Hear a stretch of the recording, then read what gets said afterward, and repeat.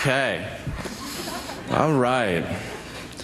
I'm having culture shock. I've been out of Manhattan for a while. Been down south. You know, something always happens to let you know you're back in New York, you know? Flick a cigarette into a mud puddle. The way people order in a restaurant. Could you take my order before Jesus gets back? What's the matter with you? I've evolved into another species over here, you understand? I can't eat clam chowder no more. I gotta see the cyborg menu, you understand? I mean, if you think about it, 9 million, what do we have, 9 million people on a 12 square mile island? We're pretty tight. And it's fascinating, too, living in a multicultural society. I love the fact that we get along even though many times we don't understand each other.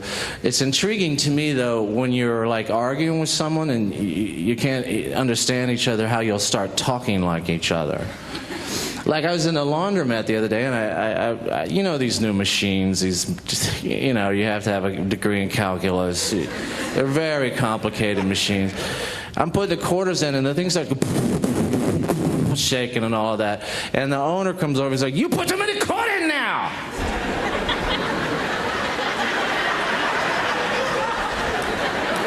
I said, "I don't put too many quarters in now."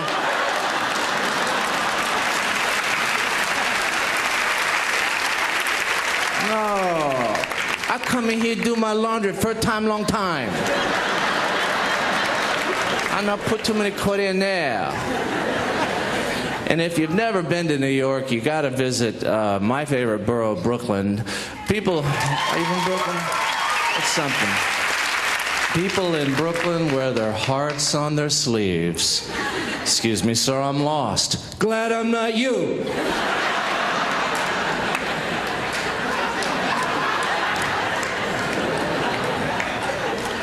Basically a good people, but a tough people, let's face it, folks. That's why they haven't written ghost stories from Brooklyn. I think I can understand ghosts just sort of getting together and saying, you know what, this is just not worth it. I get that, too. You know, it'd probably be tough to haunt a guy who's looking at you like, yeah, you don't want to go whoa, whoa, whoa, up and down the hall. Or you don't want to go whoa, whoa, whoa. Shut that up. You understand? My wife and I are trying to sleep, Casper. Another whoa, whoa, whoa. I'm gonna suck your ass into my vacuum cleaner. You disappear. You don't come home. Honey, hear what I told him? I told him I'd put him in a vacuum cleaner. This ain't even in the union.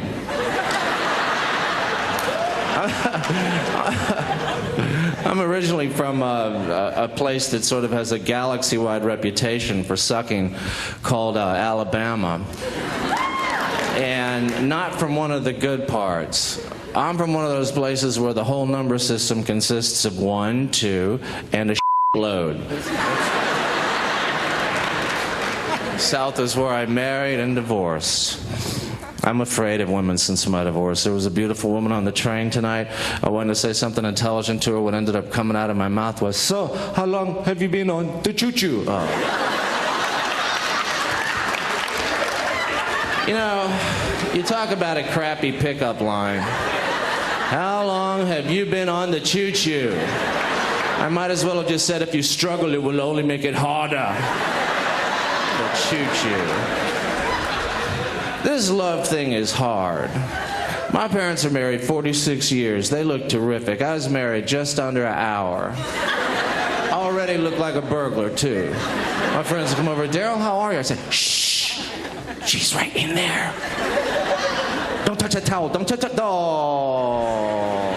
Now, if you laugh at that at all, you must know what it's like to drop a towel on the floor and hear an alarm go off. Because you broke a rule. The kind of rule which exists only in a house full of love. Yes, there you'll find rules for the bathroom, rules for the kitchen, rules for the sweet and low dispenser. Hey, that stack of dishes in the sink, how long can they stay there? You'd better know. If somebody knows, and since there's only 2 of you on the rules committee, How much you want to bet it ain't you? You don't get divorced because the thrill is gone. It's because you don't know how to stack the tape straight underneath the VCR.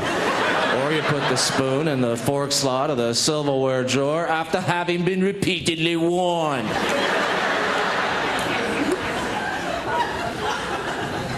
My ex tried hard, but in the end, the hole in her mouth was no longer big enough for all the topics to come out at one time. She'd yell at me. It's like being yelled at by an auctioneer, like, "Daryl, damn it! $1 bill, $1 $1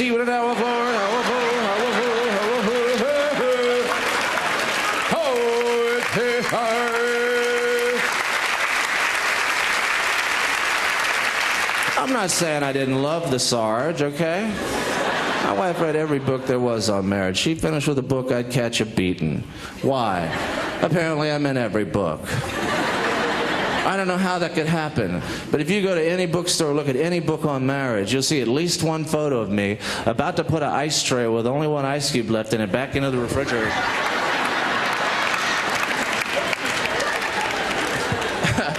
An attached audio cassette of my wife going, "What a dollar bid, told us he would have a flu."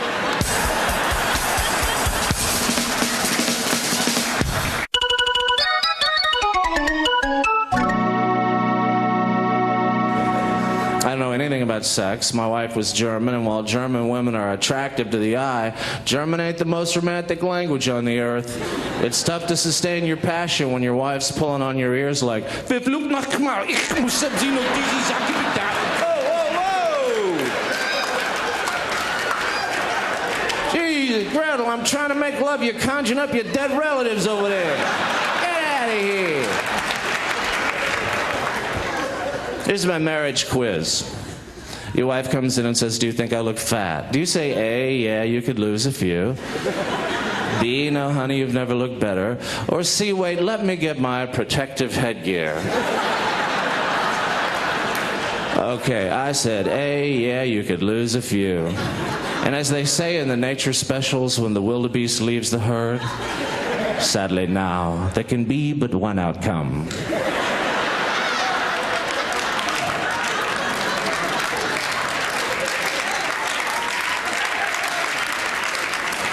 Well, so I got this job on TV. It's a good job. You get to do a lot of things you don't deserve to do. Like, I got to go to the Oval Office 3 times and hang out there in the friggin' Oval Office, man. And it's weird. You're in the Oval Office. You think you're going to be patriotic, but you're not. You just want to use the phone, you know, and call somebody that you know has caller ID. You know what I mean? And you know, this Clinton, if nothing else, you have to say that President Clinton, it was fun. It was fun with him. Well, he had a fun presidency. I mean, every day he's in another jam. And not a fender bender either. The kind of stuff that James Bond can't get out of. You know what I mean? Caught on camera, lying on camera. How does he get out of it? He debates the meaning of the word "is." That's classy. You know, even James Bond will be like, full marks, lad. Normally I have to use a jetpack. And as great as the drama was when he went on TV and said, "I misled you," he apologized to us. If I was him, I wouldn't have gone on and said, "I misled you, I deeply regret it." I'd have gone on television and said, I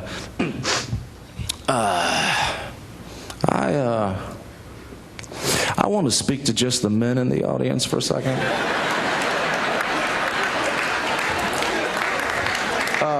Fellas, y'all know my wife. Okay, that's number one. But fellas, my wife lets me do these things. I want you to put yourself in my shoes. 20-year-old intern, big old boobies. Your wife says, "Hey, go ahead." What would you do? I think you know the answer. I think I did too. Now, I'd like to speak to just the women in the audience. Ladies, I live at 1600 Pennsylvania Avenue.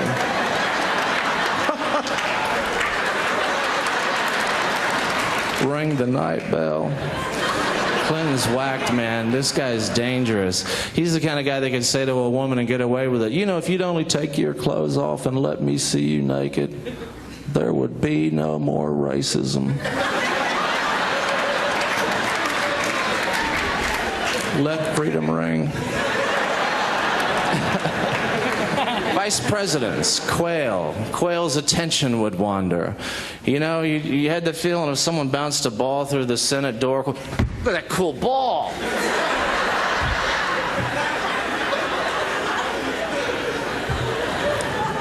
Bush wasn't like that, though. When he was vice president, Bush would look at Reagan like your dog looks at your answering machine when your voice comes out. Just,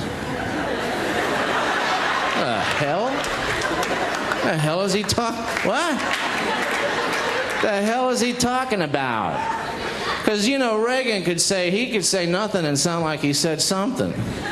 It's true. He used to say, Mr. Reagan, I got a photo of you skinny dipping with the Ayatollah Khomeini. You want to comment?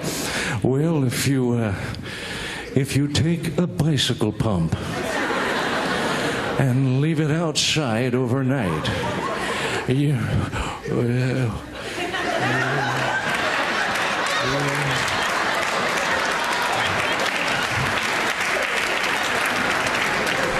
Yes, next question.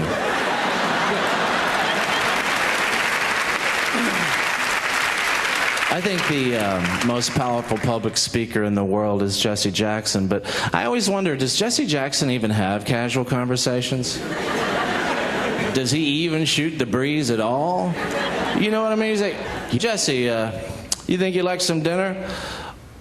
I'll settle with that apparatus of motion. Made good judgment. But not only that, made good sense to have a hearty breakfast. Made good judgment. Not only that, it certainly made good sense to have a hearty lunch. I take the position. Who said here together?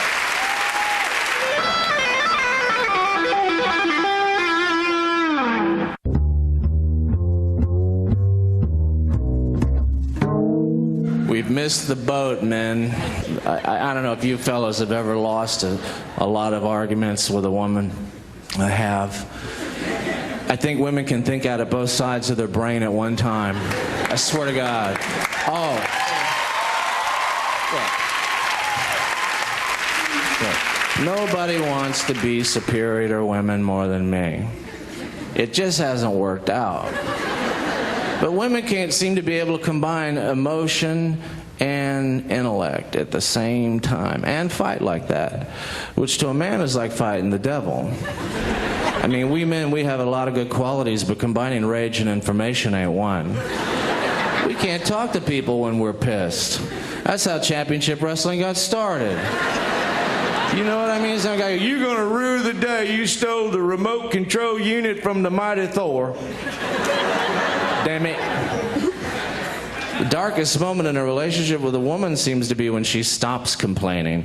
To me, that should be followed by a snake rattle. If Mother Nature would help at all. You know, Daryl, I've changed my mind. You and your friends go out tonight and have fun.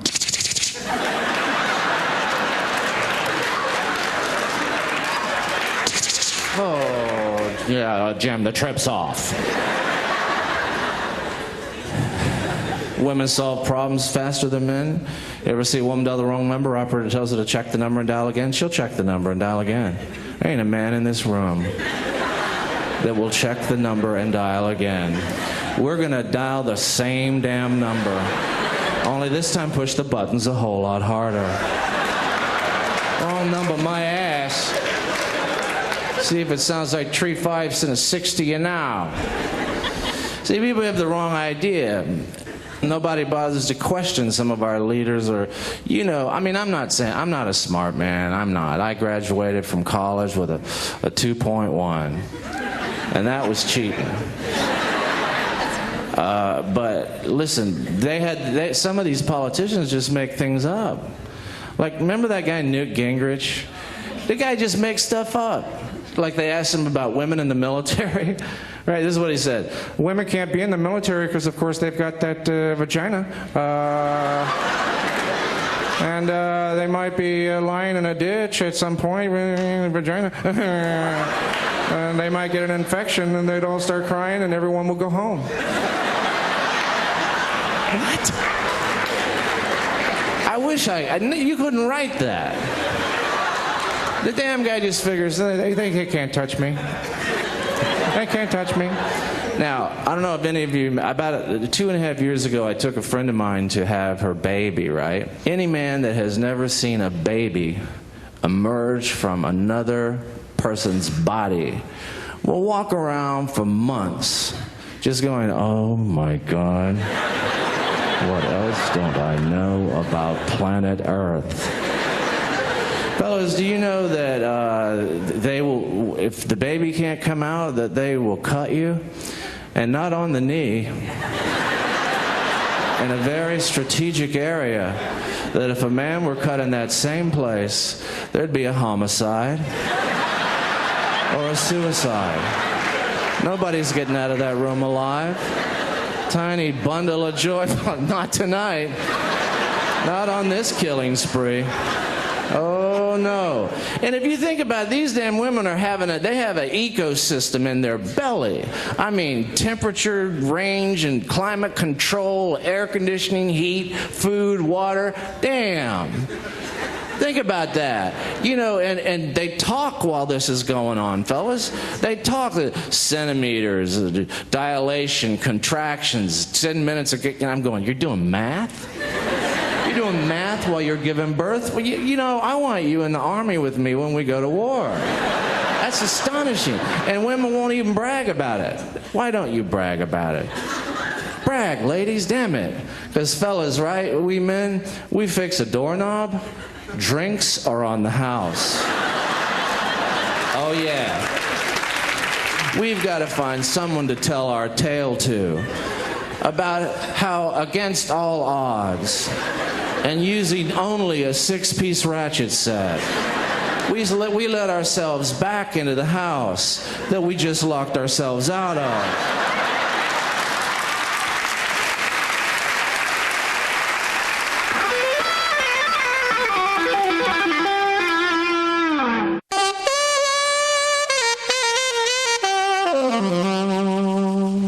Women have class, and this just pisses some men off.